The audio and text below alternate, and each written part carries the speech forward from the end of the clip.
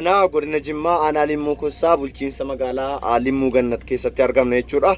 Waa'ee dhibee koronaa kanaan wal qabsiisee miiltoowwan koo Profeesar Kaamil Mohammad Dimaamoo Nigaatuu fi konkolaachisaa keenyaa fi qarree Aziizaa waliin taanee jechuudha. Aziizaa Rashid waliin taanee Limmuutti argamna jechuudha. Amma immoo kallattii gabaa inni argamutti deemaa jirra jechuudha. Guyyaan irraa guyyaa wiixataa gabaa guddaa Limmuu Gannat jechuudha. Limmuu Gannat, Limmuu Inaariyaa, Limmuu Suunxoo jechuun iddoo amma jirru kana jechuudha. Amma kallattiidhumaan gara bakka gabaatti deemnee Profeesar Kaamil Mohammad qarree Aziizaa fi Dimaamoo Nigaatuu waliin jechuudha. Akkaataa harka dhiqannaa fi hawaasni keenya dhibee koronaa kana ittiin ofirraa ittisuu danda'u hubannoo kennuudhaaf jirra jechuudha. Nu faana bu'aa. Dhibeen vaayirasii koronaa jedhamu addunyaa kana irratti argamee jira. Haa ta'u malee hanga ammaatti dhibee kanaaf dawaan hin argamne. Karaan dhibeen kun ittiin daddarban hafuuraan, harka wal fuudhuu, wal hammachuu, baay'atanii taa'uu yommuu ta'u, dhibee kana ofirraa ittisuuf harka keenya saamunaan dhiqachuu, yeroo qufaanuu fi haxxifannu afaan keenya ciqileen haguuggannee qufamu, harka keenyaan afaan, funyaanii fi fuula keenya tuttuquu dhiisu, walitti fagaannee socho'uu, bakka namoonni itti baay'atan kanneen akka taraacaatii, bakka cidhaa, gabaa fi bakka namoonni baay'inaan itti argaman dhaquu dhiisu yommuu ta'u, mallattooleen dhibee kanaa qufaa gogaa, furrii baay'isuu, ho'ina qaamaa, mataa bowwuu fi hafuura kutaa yommuu ta'an, namoota mallattoolee kana agarsiisan hatattamaan eeruu kennuu fi gara mana yaalaatti geessuun lubbuu nama sanaa fi hawaasaa haa bararru. Dhibee koronaa kana waliin haa ittisnu. Dhibeen vaayirasii koronaa jedhamu addunyaa kana irratti argamee jira. Haa ta'u malee hanga ammaatti dhibee kanaaf dawaan hin argamne.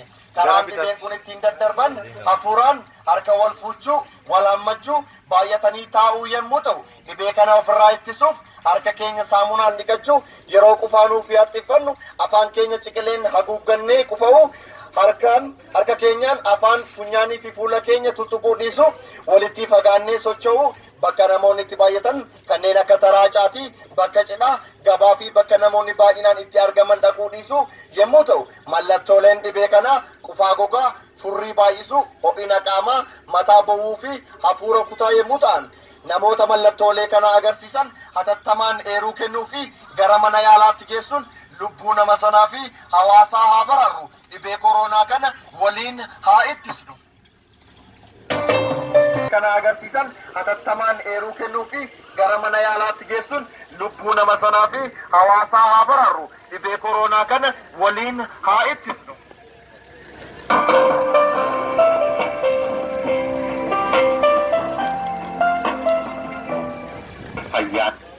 Dhibeen vaayirasii koronaa jedhamu addunyaa kana irratti argamee jira. Haa ta'u malee hanga ammaatti dhibee kanaaf dawaan hin argamne.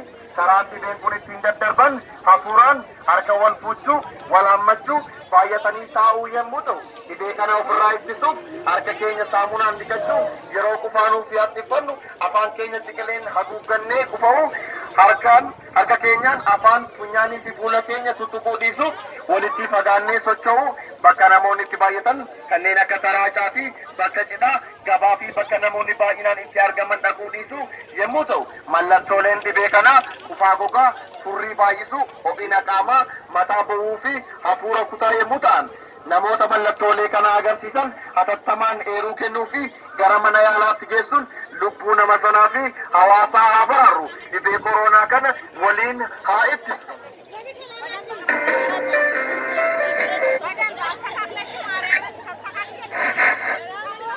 Kabajamtoota uummataa magaalaa aanaa Limmuu Kossaa magaalaa Limmuu Gannat gabaa keessatti argamtan waa'ee dhibee koronaa hundi keessanuu dhageessaniittu karaa miidiyaa, karaa raadiyoo, karaa kallattii adda addaatiin karaa hawaasaa waajjira fayyaalee fi ogeessota fayyaatiin dhageessaniittu dhukkubni vaayirasii koronaa kun dhukkuba daddarbaa hafuuraan daddarbu biyyoota addunyaa namoota hedduu guyyaatti nama 1,000 2,000 ajjeesaa jiru ta'uu isaan beektu. Dhukkuba kana ofirraa ittisuuf malleen karaa raadiyootiin, karaa miidiyaatiin isinii darban yeroo qufaan harka ofii ciqileedhaan cuqqaallachuu, shaarbii fi niqaabii hidhachuu, shaarbiidhaan afaan keessan haguuggachuu, warri dhiiraa hamaamaadhaan afaan keessan haguuggachuu, bakka gabaatti yeroo deemtan walirraa siqtanii taa'u, bakka gabaa fi bakka adda addaa dhaquu dhiisuun dhibee kana ofirraa ittisuu hin danda'amu. dhibeen kun biyya keenyas galee amma wanaatti namni 21 dhibee kanaan qabamaniiru. Dhibeen kun haala ariifachiisaa ta'een babal'ataa jira. Utuu of qusattanii mana keessan turtanii barbaachisaadha. Mootummaanis labsuu waan danda'uuf gamanumaan akkatti qophooftan isin beeksifna. Dhibee koronaa waliin taanee haa ittimnu. Dhibeen kun dhibee daddarbaadha. Akka salphaatti waan laalamu miti. Fakkeenyaaf biyya Saudi Arabiyaatti Makkaan kaabaan cufamee masjiidni cufamee jira. Bakka garaagaraatti. Ababba, assalamu alaikum. Akkam jirtu? Fayyaadha? Waa'ee dhibee koronaa kana dhageessanii beektu? Amma dhagaa jirtu miti. Koronaan kun akkamitti akka daddarbu maaliin akka ofirraa ittisuu dandeenyuu fi amaloota dhibee kanaa beektu? Reediyoodhaan dhagaa jirtu. Meemee akkamitti darba? Akkamiin nama qabuu danda'ame?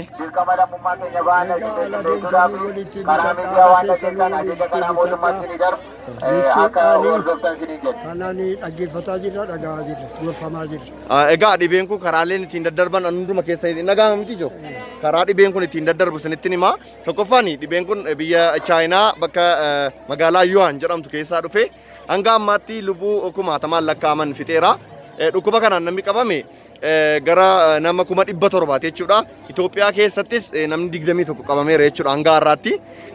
Dhibeen kun atattamaan lubbuu namaa balleessuu danda'a. Dhibee kanaaf hanga ammaatti daawaan hin argamne. Dhibeen kun karaan ittiin nama qabuu danda'u harka ol fuuchuu nagaa wal gaafachuudhaan nama qabuu danda'a. Baay'atanii akkuma ammas hin dhaabataa jirtan kanatti dhibeen kun walitti daddarbuu danda'a. Namni tokko keessaa hafuu hin danda'u. Kana malees immoo bakka cidhaa bakka gabaa garaa garaa yoo dhayne dhibee kanaan saaxilamuu dandeenya jechuudha. Dhibee kana immoo ofirraa ittisuuf jechuudha. Harka keenya sirriitti saamunaadhaan dhiqachuu qabna. Bakka cidhaa garaa garaa dhaquu dhiisuu qabna.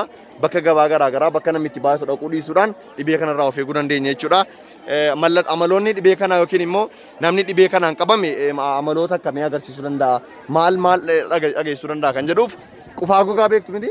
Qufaa gogaa nama qufaasisaa, nama hargansiisaa, nama dadhabsiisaa, qaama nama ho'isaa, furrii namatti baay'isaa, qaama nama gubaa jechuudha. Kanaafuu namoota amaloota kana agarsiisan yoo agartan jechuudha hundumti keessan bilbila keessan keessa yoo kaardiin illee hin jiraanne bilbili bilisaa jira amma isinitti himan qabattu 6238 kan jedhu qabadhaa.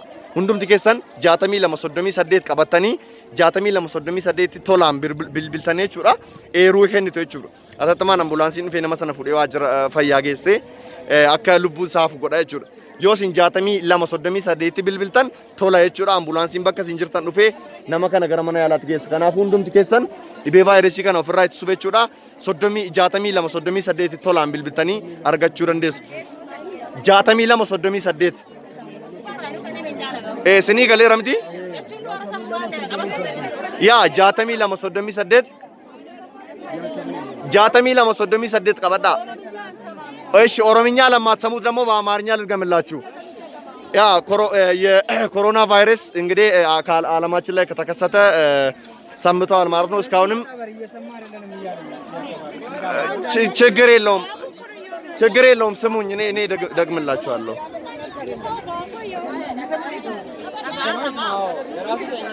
ይኸውላችሁ ስሙኝ፣ ኮሮና ቫይረስ ሀገራችን ላይ ከገባ ሰንብተዋል። እስካሁንም እንደ ኢትዮጵያ እስካሁን ሰዓት ድረስ እንግዲህ 21 ሰው በዚህ ቫይረስ ተጠቅተዋል ማለት ነው። እንደ ዓለማችን ደግሞ በሺዎች የሚቆጠሩ ሰዎች ሞተዋል ማለት ነው። እናም ለዚህ ቫይረስ እስካሁን መድኃኒት አልተገኘለትም እንደ ዓለም ማለት ነው። ሀገራችን ውስጥም ሊስፋፋ ስለሚችል ህዝባችን ምን አይነት ጥንቃቄ ማድረግ አለበት? የዚህ በሽታ መንስኤ ምንድነው? እንዴትስ መከላከል እንችላለን? ምን አይነት ባህሪ ሊያሳይ ይችላል የሚለውን አሁን አሳጥሬ እነግራችኋለሁ። ለሁላችሁም እየተሰማ ነው አይደል ድምጼ? ስለዚህ ይሄ ቫይረስ አንደኛ እጅ በመጨባበጥ በመሳሳም በመተቃቀፍ ገበያ ቦታ፣ ሰርግ ምናምን ህዝብ የሚበዛበት ቦታ የምንሄድ ከሆነ ለዚህ በሽታ ልንጋለጥ እንችላለን ማለት ነው። እናም ይሄን በሽታ ለመከላከል ማለት ነው እጃችንን ሳንታጠብ አፍንጫችንን፣ አይናችንን፣ አፋችንን መነካካት የለብንም ማለት ነው። ከዛም አልፎ ደግሞ ገበያ ቦታ አለመሄድ። ይሄ በሽታ ደግሞ ምን አይነት ባህሪ ሊያሳይ ይችላል ለሚለው ደግሞ ደረቅ ሳል ያስላል፣ ንፍጥ ያበዛል፣ ራስ ምታት አለው፣ ሰውነት ያቃጥላል ማለት ነው። ይሄ በሽታ ከያዘን ማለት ነው። ስለዚህ እንዲህ አይነት ባህሪ ወር ሰውነታችን ላይ የምናይ ከሆነ በአስቸኳይ ማለት ነው በነፃ ስልክ መስመር አለ 6238 በመያዝ ቀጥታ በመደወል ለሐኪሞች በመናገር ያን የዛን ሰውዬ ህይወትንና የህብረተሰቡን ጤንነት መጠበቅ እንችላለን ማለት ነው። ስለዚህ እጃችንን በየቀኑ ማለት ነው ቢያንስ 5 ጊዜ ወይ 3 ጊዜ እጃችንን በሳሙና በደንብ መታጠብ ይኖርብናል። ስለዚህ ያልኳችሁን ተስማምተናል አይደል? ስለዚህ የተባላችሁትን በአግባቡ መረዳትና ማድረግ ይኖርባችኋል። አመሰግናለሁ። እጋ ቡልቺንሳ መጋላ ሊሙ ገነት keessatti argamna haala kanaan hawaasa hubachiisaa namoonni akkaataa harka dhiqannaa muummeen ministeeraa Dr. Abiyyi Ahmad dhiqatan akka dhaabbanni fayyaa addunyaa harka dhiqate namoonni hin beekne harka akka sanatti dhiqattu waan ta'eef isinitti agarsiisa. Egaa irra deebi'eessaniif himaa jechuudha. Dhibeen vaayirasii koronaa jedhamu addunyaa kana irratti argameera jechuudha. Har'a jiraattonni godina Jimmaa aanaa Limuu Kossaa bulchiinsa magaalaa Limuu Gannat keessa jirtan maraaf jechuudha. Sagaleen kun nagahama miti?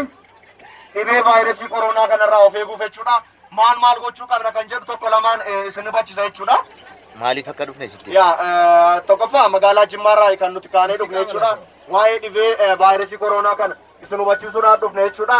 Vaayirasiin koronaa kun biyya Chaayinaa magaalaa Yuhaan keessatti kan inni argame jechuudha. Hanga ammaatti akka addunyaatti lubbuu 1000 lakkaa'amu kan inni galaafate jechuudha. Akka Itoophiyaattis namni 21 hanga sa'aatii ammaatti qabamee jira jechuudha.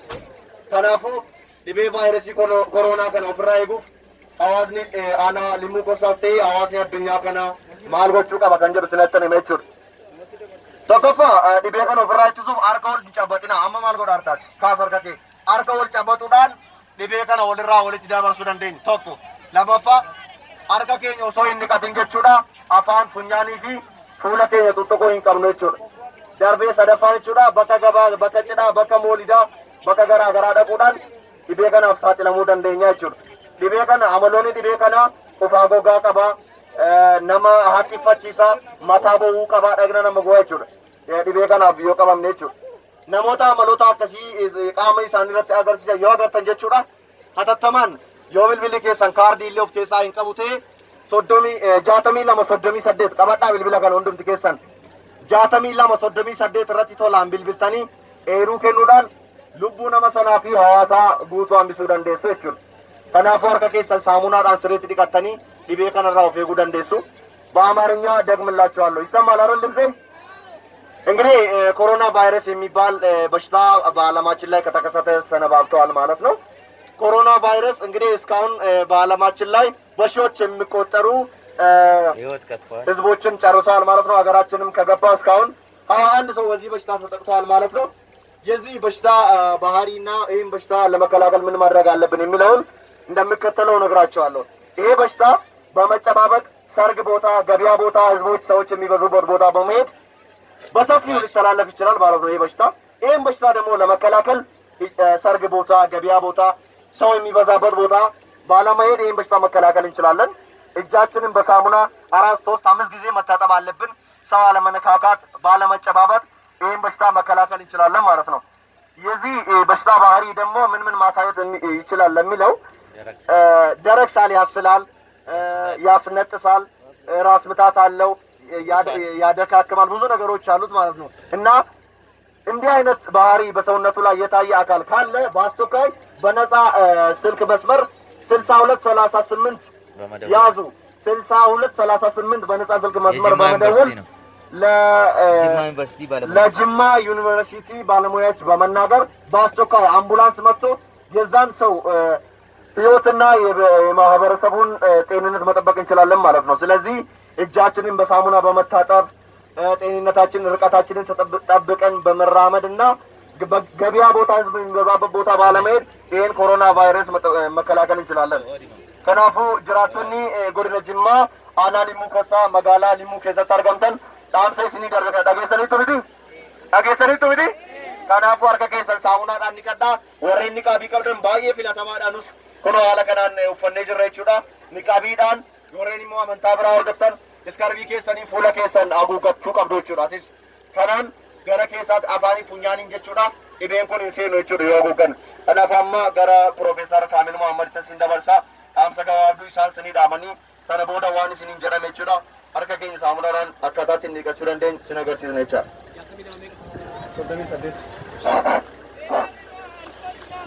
Galatooma gara magaalaa kana kan dhufne maaskii yookiin guwaantii yookiin waan adda addaa yeroo osoo hin taane ummata keenya waa'ee kanaa dhageessisuuf dirqama lammummaa baachuuf malee waan irru tokko hin qabnu nuyyuu ofii keenyaa bitanneeti kan nu kana kaataa jirru.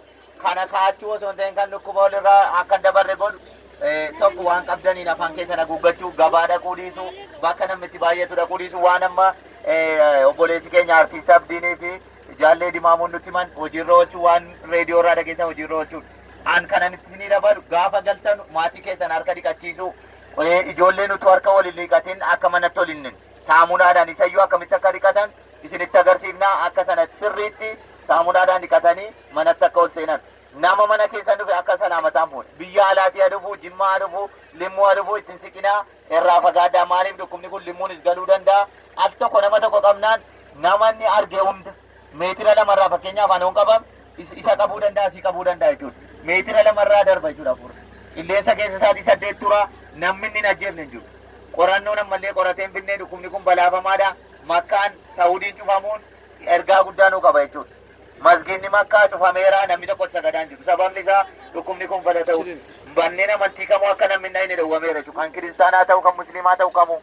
Kanaaf biyyoonni biraa biyya akka namni mana hin baane cufteetti waan ta'eef asiis cufamuu danda'a. Wallaa keessa warra waan nyaatan hin qabne waan rakkataa ta'e warra guyyaadhaan hojjetee bulu akka deeggartan kanuman sinii daamaa waan itti dabalan sinii dabalamee harka dhiqannaa sinitti agarsiisa. Dabalataan inni amma jaalleen keenya Piroofeesar Kaamil sinii ibsaniin bukkeetti namoonni harka isaanii dhiqachuu yeroo kam qabu yoo jettan ilaaltanii tokkoffaa nama biraatiin harkaan wal qabannaan otoo saamunaadhaan harka keessan hin dhiqatin bareechitanii yoo bichate sakandii 20 harka keessan saamunaadhaan akka kanatti otoo herregin deebistanii afaanii funyaan keessan qabattanii jennaan dhukkubni kun kallattumaan karaa salphaa ta'een nama biraarraa isinitti darbuu danda'a jechuudha. Dabalataan namni yeroo haxxiffatu yeroo qufa'u afaan isaa keessaa wanti bahu hundi isaa nama qabame taanaan kallattiidhaan isinitti dabarsaa jechuudha. Maaliif afaan keessaa yeroo inni haxxiffatu yeroo inni qufa'u salphaatti darbuu danda'a waan ta'eef inni kunis meetira 3 keessa namni as dhaabatee namni dhukkuba kanaan qufa'u yoo jiraate ilaa isaan sana bira gahuu danda'a. Kanaaf nama wajjin yeroo teenyu addaan fagaannee taa'uun dirqamadha. Dabalataan nama tokkoon iyyuu salaamtaa yeroo wal gaafattan fageenya irratti akka kanatti salaamataa salaamu alaikum jennaan gamatti wa alaikum salaam jechuun ni danda'ama. Waa tokko rakkoon hin qabu. Amma dhukkubni kun darbutti yoo akkana taane dhukkuba kana jala dabarfachuu ni dandeenya. Biyyoonni tajaajila fayyaa kennuudhaan addunyaa kanarraa beekamoo dinagdeen isaanii gurguddoo taate warri akka Saudi Arabiyaa, warri akka Ameerikaa, Ingiliiz biyyoonni hedduun mootii biyyaarraa kaasee biyyoonni hedduun dhukkuba kanaan qabamanii lubbuun namoota nama 24,000 kan ga'u lubbuu isaa dhabee jira sa'aatii kana kaasee jechuudha. Amma sa'aatii kanaatti namni 700,000 fi 20,000 ta'u immoo dhukkuba kanaan dhukkubsate fayyuuf du'uu gidduu jira jechuudha. Kana beektanii hundi keessaniyyuu itti gaafatamummaa mataa keessanii baachuu danda'uu qabdu. Saamunaadhaan harka keessan dhiqachuu qabdu. Nama dhukkuba kanaan shakkame yoo jiraate shakkii tokkoo fi sodaa tokko malee eeruu kennuudhaan namni kun isas maatiis hawaasa isaas nama naannoo isaa jiraatu hundayyuu dhukkuba kanarraa baraaruu danda'uu qabdu. Nuti sa'aatii kanatti asitti wanti nu walitti argamuu dandeenyee fi magaalaa Jimmaa godina Jimmaa waajjira fayyaatiin waliin taaneef yuunivarsiitii Jimmaa dabalatee qabeenyi tokkoyyuu nu harkan jiru. Alkooliis wanti nuu kenninu hin jiru, maaksiis wanti nuu kenninu hin jiru.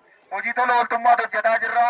Harkuma duwwaa baanee hawaasa keenyatti waan gurra keenya mataa keenya keessa jiru isinitti himuudhaaf dhufne waan ta'eef isinis kana beektanii waan isinitti himame kana amaanaa fudhattanii galtanii tokko ofii keessanii of eeguu qabdu. Lammaffaa maatii keessan irraa eeguu qabdu. Sadaffaa hawaasa keessan namoota naannoo keessan jiranitti himtanii dhukkuba kanarraa namni akka of eeguu gochuu danda'uu qabdu. Dhukkubni kun hamaa ta'uusaa wanti isin ittiin beekuu danda'uu qabdan wanti hundi yaajamaa gabaa keessatti namatti himamu. Gabaa keessatti dubbiin namatti himamu dubbii ulfaataadha waan ta'eef gabaa keessa dhaabannee isinitti himaa jirra waan ta'eef kana giddu galeessa godhattanii irraa of eeguu qabdu.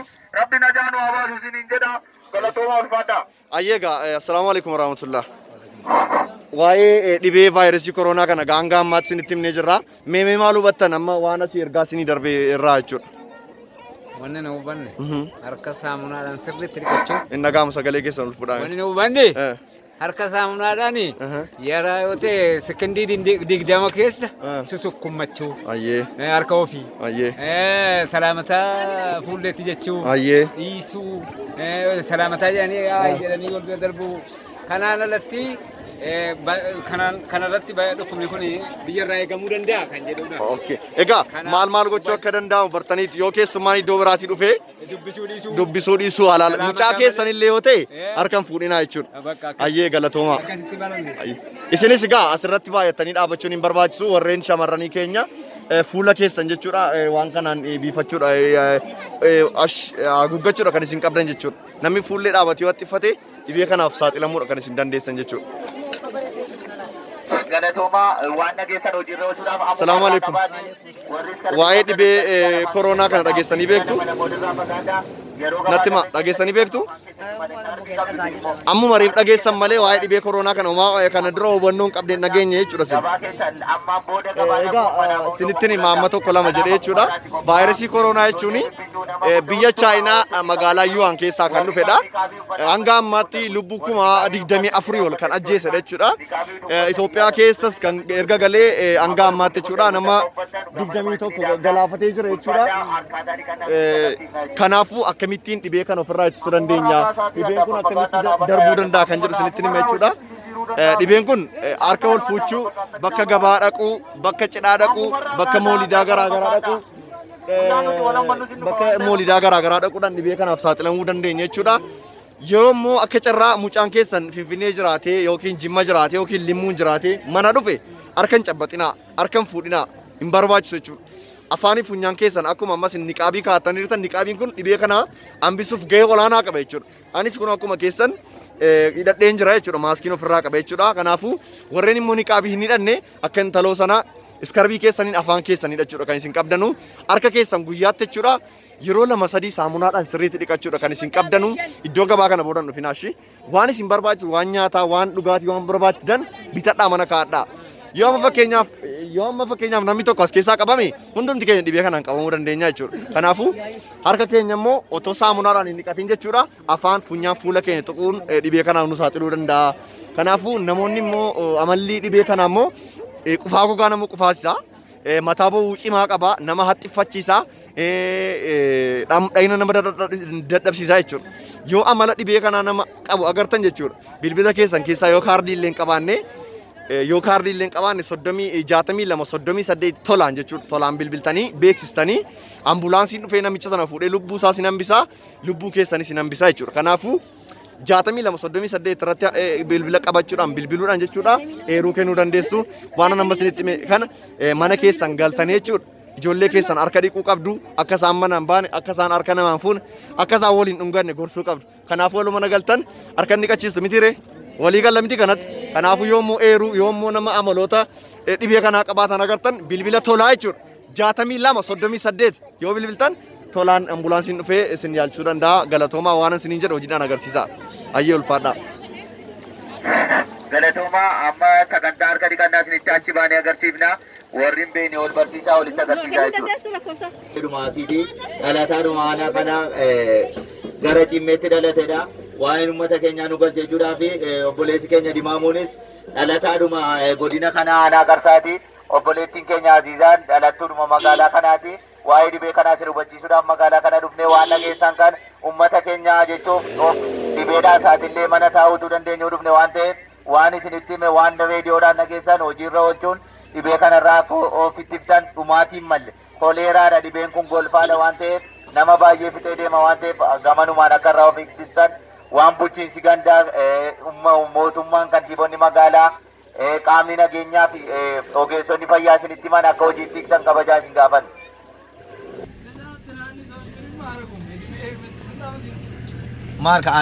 As fuuldura kanatti isinitti agarsiisuuf deemna. Warri karaa irra jirtan akkuma gamanaa kanatti fuulleessatti as ilaaltan kabajaan isin gaafanna.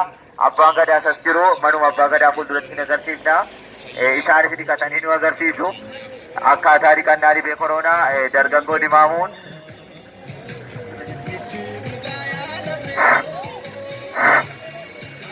As tokko muuziqaa nu cufaatii dhibee akkamitti akka harka dhiqatan isinitti agarsiifna.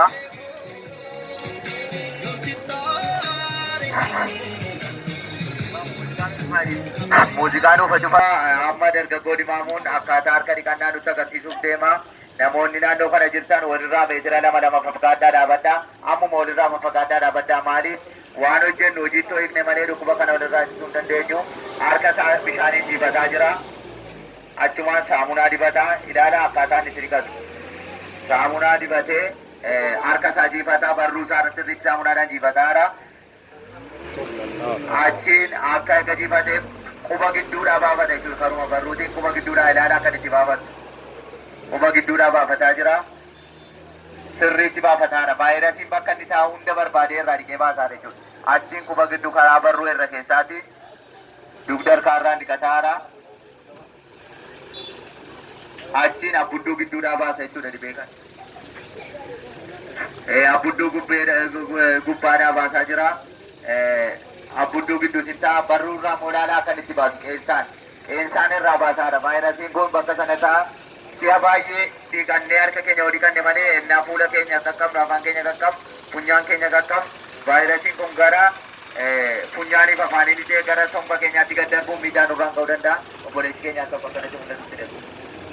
Amma harka isaa dhiqatee fixeera jechuudha.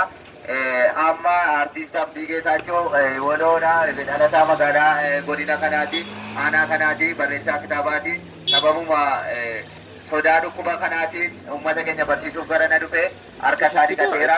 Dimaamuu na galatoomu liigii dargaggoo godina Jimmaati hojiidhuma kanaaf hojii biiroo dhiisnee gara kana dhufne abbaan gadaas qophaa'aa nuuf dhiqatanii nutti agarsiiftu waan ta'eef. Galatoomi Abdii harka isaa bishaaniin jiifataa jira Abdiin.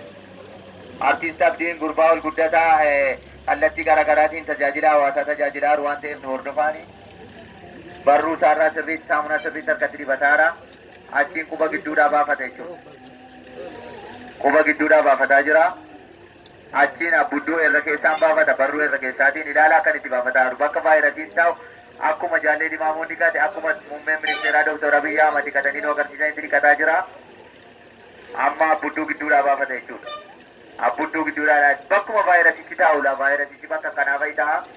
Sirriitti baafataa jira. Achiin barruu gidduudhaa baafata jechuudha. Quba harkaarraa baafata. Baafataa jira barruu isaarraa vaayirasii dibamu xiqqoon jedhama. Ayyee akkasitti baafataara. Sirriitti vaayirasiin kun bakka inni taa'e namee yaadamu hundarraa dhiqataara. Walirraa meetira lama sissiquun gabaa yeroo dhuftanu afaanii funyaan keessan cufachuun dhibee kanarraa of eeguu dandeessu. Dhibeen kun bakka itti darbuuf dhiisu hin qabu. Amma inspektar poolisiin aanaa keenyaa kun harka dhiqatanii akka muummeen ministeeraa dhiqatan akka dhaabbanni fayyaa addunyaa dhiqatee nu agarsiisatti dhiqachuuf deemu harka isaanii bishaaniin jiifataa jiru argitanii. Dhiqataa jiru saamunaa dibataa jiru. Inspektar uummata keenyas yeroo hunda bakka deemanitti bakka hojiif deemanitti sirriitti nuuf barsiisu inni abdii qabna. Amma quba gidduudhaa baafataa jiru barruurraa itti baafataa jiru. Amma barruurraa baafata. Inni ariifachiisanii xiqqoo harka naan dhiqannu sakandii 30 20 turuu qabna harka keenya yeroo